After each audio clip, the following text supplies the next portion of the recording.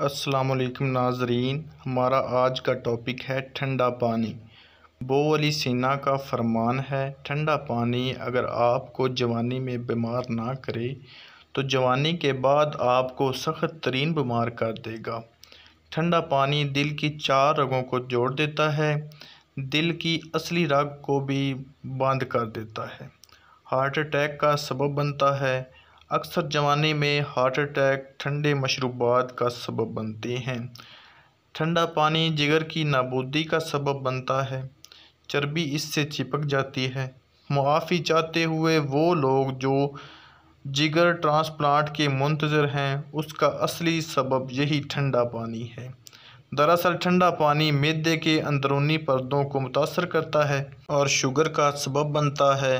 ठंडा पानी मैदे और बड़ी आंत को नुकसान पहुंचाकर कैंसर का सबब बनता है।